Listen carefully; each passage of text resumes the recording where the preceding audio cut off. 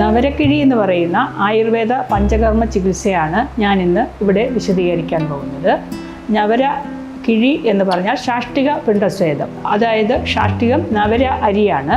നവര അരി 60 ദിവസം കൊണ്ട് വിളച്ചെടുത്തിട്ട് ഉണ്ടാക്കിയെടുക്കുന്ന നവരയരി വളരെ ശ്രേഷ്ഠമായ ഒരു അരിയാണ്.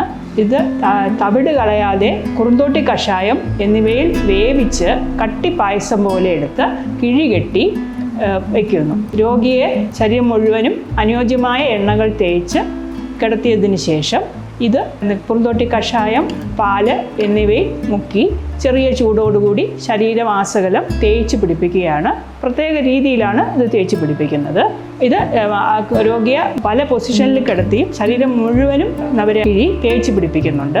അതിനുശേഷം ഇപ്പോൾ 45 മിനിറ്റിന് ചെയ്തതിന് ശേഷം ഇത് കിഴി അഴിച്ച് ഇതിലെ അവശേഷിക്കുന്ന പായസം മുഴുവൻ ശരീരത്തിൽ തേച്ച് പിടിപ്പിക്കുന്നു.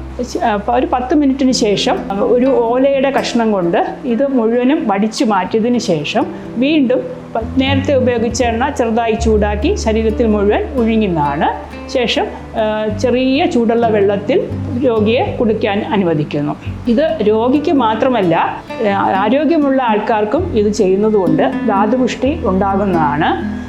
ധാതുപുഷ്ടി എന്ന് പറയുമ്പോൾ ത്വക്ക് മുതൽ രസം, രക്തം, മാംസം, മേധസ്, അസ്ഥി, മജ്ജ, ശുക്ലം തുടങ്ങിയ എല്ലാ ധാതുക്കളെയും പോഷിപ്പിക്കുന്ന ഒരു നല്ല ഏറ്റവും ഇമ്മീഡിയറ്റായിട്ട് ഒരു റിസൾട്ട് തരുന്ന ട്രീറ്റ്മെൻറ്റാണ് നവരക്കിഴി.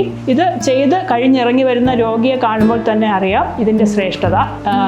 ഇതുകൊണ്ട് ഉണ്ടാകുന്ന ഗുണങ്ങൾ എന്ന് പറഞ്ഞാൽ ഇത് വളരെ ശോഷിച്ചിരിക്കുന്ന ആൾക്കാരുടെ ശരീരപുഷ്ടി വരുത്തി സൗന്ദര്യം വർദ്ധിപ്പിക്കുന്നതിന്, ത്വക്കിന് തിളക്കവും മാർദ്ദവവും ഉണ്ടാകുന്നതിനും, സ്കിൻ ടോൺ വർദ്ധിപ്പിക്കുന്നതിന് ഒക്കെ ഈ ട്രീറ്റ്മെൻറ്റ് അനുയോജ്യമാണ്.